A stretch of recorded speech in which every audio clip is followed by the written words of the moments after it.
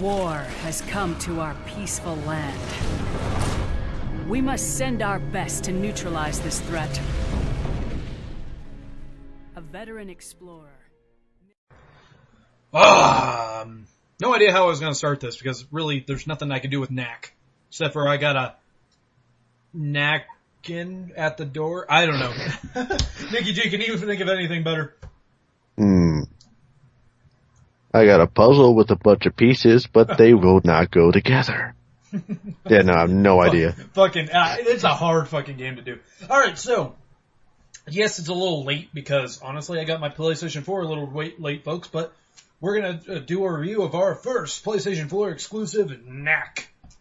For those few of you, I doubt you're even listening to this, those few of you that actually saw the live playthrough, I did one. We will not have a bloody time of it because I can't figure out how to do it yet, so we'll wait. There will be later on. But anyways, first, we're talking about Knack, that, Sony Entertainment's new character, basically, they're trying to push out. So I guess sort of the next PlayStation All-Stars, they have one extra character to throw in. Yeah, basically.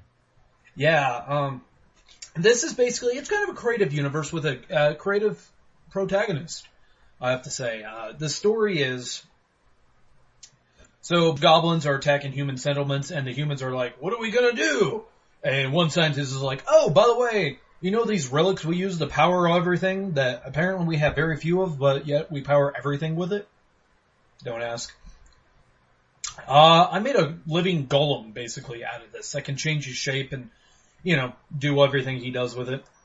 And you got the other doctor scientist who's like, oh no, I got just fucking robots here because she's Oh yeah.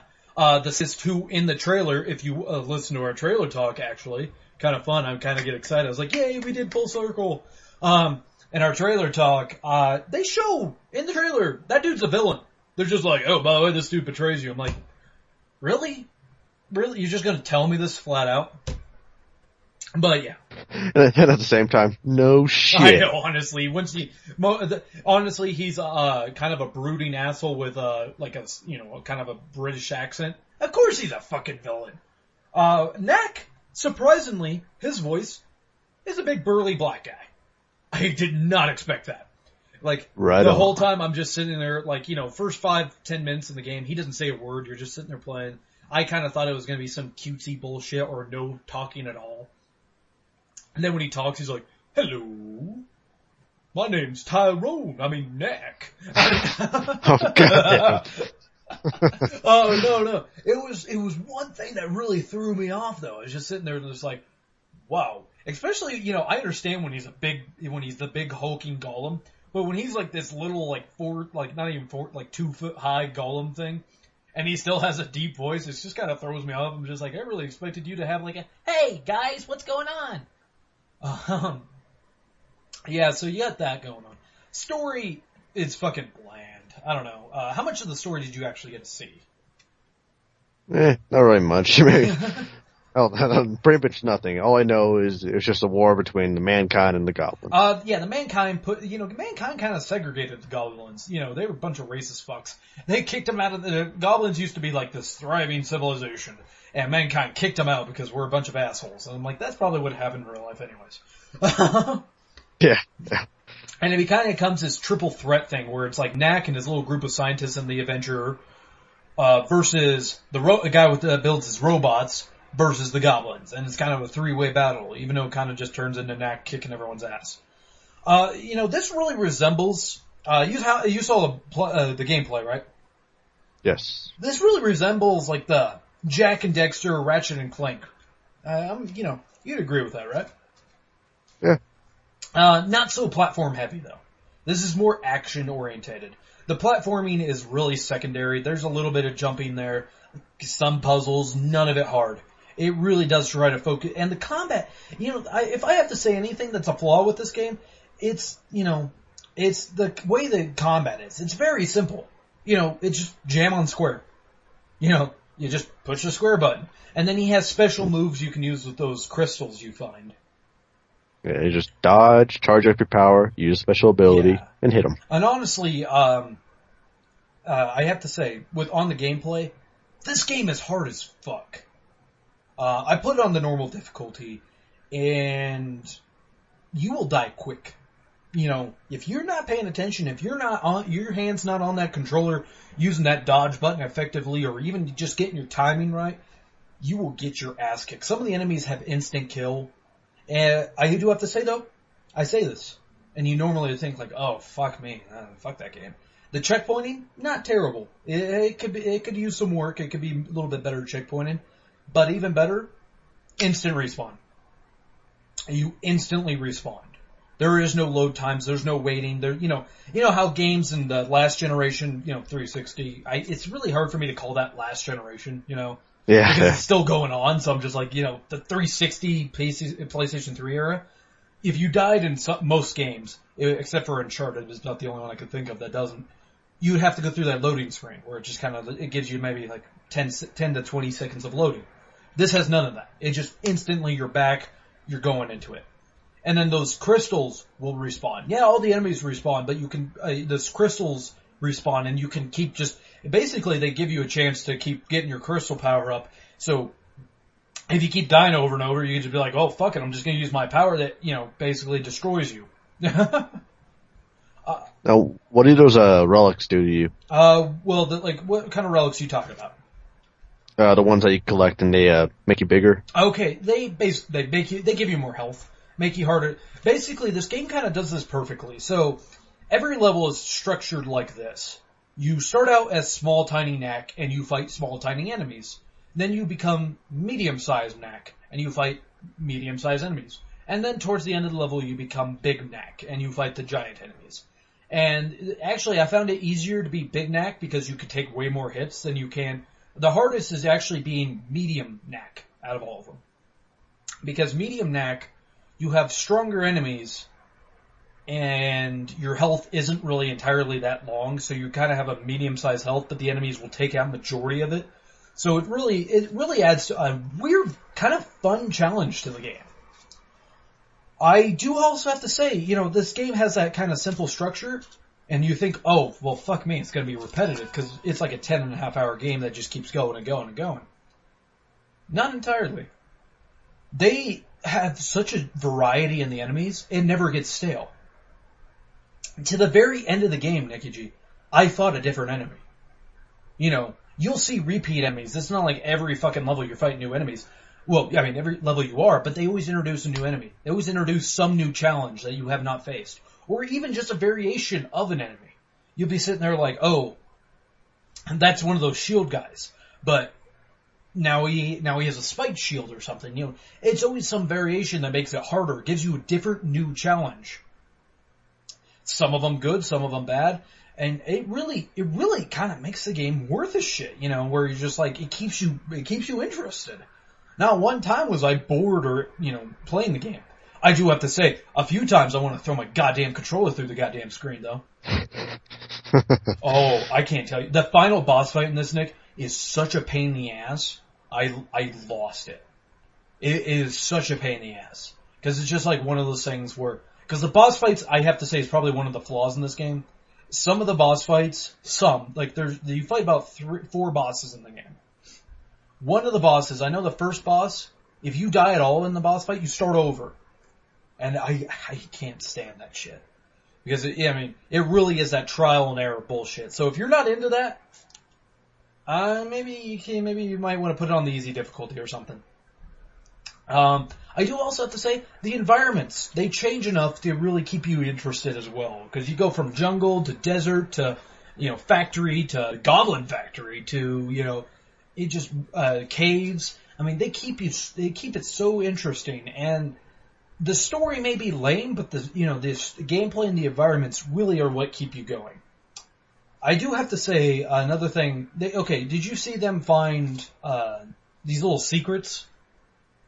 Whoever you saw. Yes, okay. Yes. Those things, there's a lot of them. And by the end of the game, I only unlocked 2 full ones. And I have to say they're useful as fuck. But they're a pain in the ass to get. Like, basically, there's no way you're finding all of them in one playthrough, because it's such a hard, they're really kind of hard to find, because they're just blended in with the wall. There are obvious ones, but they're the ones that you need, because by the end I only needed like 1 or 2 from each, and I'm like, damn it! I like barely missed them. And it was just like one of those things where you're just like, you fucking bastards.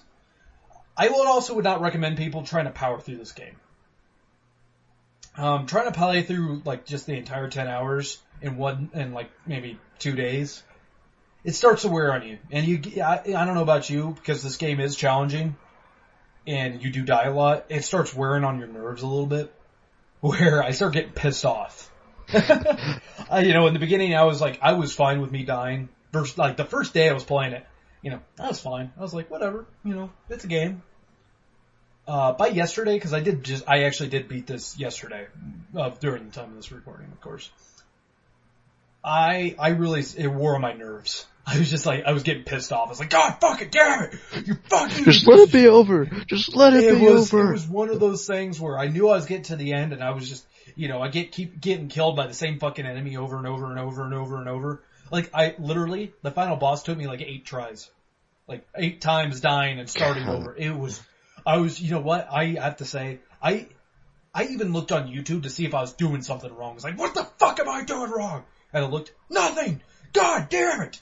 And I was just getting so pissed off, and I was just like, alright, I'm gonna do this, and it was one of those things where I beat it, and I was just like, oh, thank God. Thank you, Christ. But was it satisfying at least? In the sense of the fact that I was just like, oh, thank you, good Lord. I do have to say, though, I said it before, they are setting this up to be a big series. Off of what you've seen, do you think this could be a successful new series? Do you think this could be the new Ratchet and Clank? Maybe, maybe not. I mean, those games were easier to play, and I thought they kind of had maybe better, but I don't know. I mean, how's the chemistry between Knack and the scientist, and what was it, his nephew? Yeah, the scientist was his helper. He was actually the nephew of the blonde adventurer. Oh, that's right. Yeah, anyways, no. They had no one had any chemistry. Knack was just kind of there doing what he was told.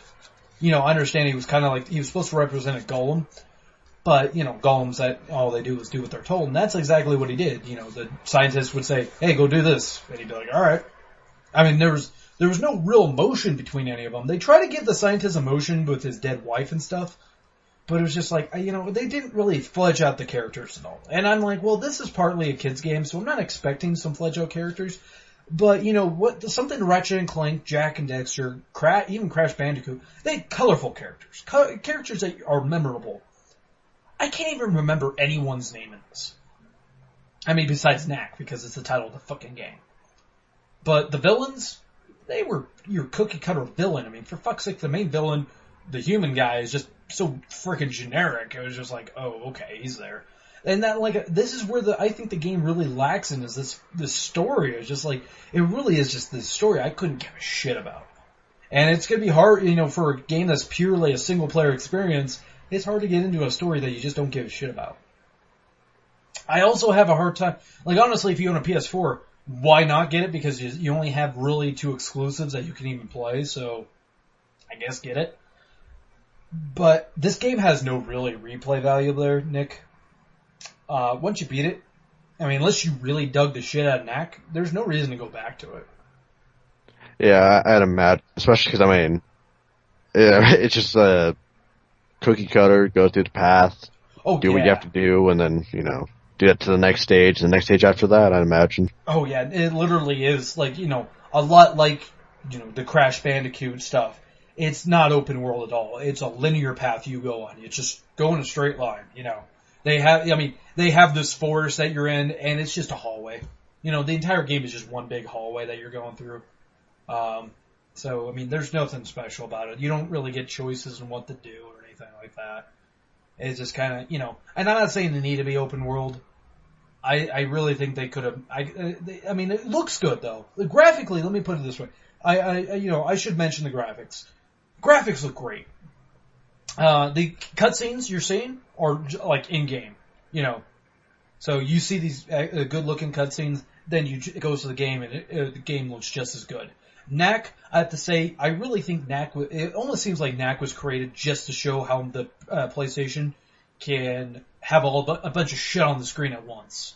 Because all those little parts of his, all are moving. They all move, they all do, like, they're not moving on him, but when they're, like, when he gets destroyed or whatever, when his parts fall to pieces, they all fall to pieces. You know what I mean? Yeah. They move, and I really kind of feel like this was like a tech demo, honestly. This was like a tech demo with a story to it. Because it was just trying to show what the PlayStation was. And you know what? It probably didn't help, though, Nick, that I had fucking Killzone that I own. Just sitting there, and I kept looking at it and looking at it. I'm just like, I really want to play this, but I want to just get Knack out of the way. And that was kind of my mentality with it. Yeah. I'd imagine it's probably just something kind of for the kids who got the console and, you know, parents won't allow them to play Killzone. Yeah, literally this is a kid's game. I mean, adults can enjoy it. I mean, like I said, it wasn't a bad game. It wasn't overbearing with kids stuff, but yeah, this is not made for you know, anybody who wants to see something violent. I mean, I think it's actually rated E too, so because there's no blood or anything. Maybe E10 and up because there's violence. Anything you want to know about the game? Because I think I got everything. No, I think the one thing we should mention is developers, of course, it's a Sony Computer Entertainment with Japan Studio, and publishers were also their Sony Entertainment Japan. Yeah. Sadly, this probably is going to be a series. Sony, you know what's going to be sad though? Is I guarantee in like probably 3 or 4 months, it's just going to be free on the PlayStation Plus. It's just going to be free. They're just going to be like, yeah, because, you know, they made it. Yeah. So I'm going to give this, you know, it had good gameplay. And this kind of this really ties me up there, Nick. Where the gameplay was good, you know, good enough, it was interesting enough to keep you going. The graphics were good. The environments were a little bit linear and you're kind of in a hallway path. The story was lame. It's like I'm torn apart, so with being torn apart down the middle like this, I guess I gotta give it a middle rating where I'm just gonna give it a 3 out of 5. I really feel like I'm trying not to give this rating as often as I do. But, I don't, you know, Nick, people keep making these, you know, average games where they're not bad. They're not bad enough to justify me giving it a bad rating, but they're not good enough to justify me saying go out and buy it. So I'm just like, fuck. Yeah. I'd say they're basically not aimed towards you exactly. No, this is definitely your not. demographic. I mean, kids would have fun with the problem, even with it being a kid's game. Like I said, once they beat it, they're not going to want to go back to it. They're going to be like, Daddy, I want another game. You know, it's not like like a Lego game where they can spend hours upon hours upon hours upon hours upon hours fucking around. I mean, once you beat the story, I mean, they have a little challenge rooms, and that's about it. There's nothing else to this fucking game. So I'm really glad I rented it, to be honest with you. But that's it, everybody. If you have your opinions on Knack, let me know. Let me know. I want to know. Otherwise, besides that, we're done. We're outie. Let's get the Knack out of here. Oh, God, no.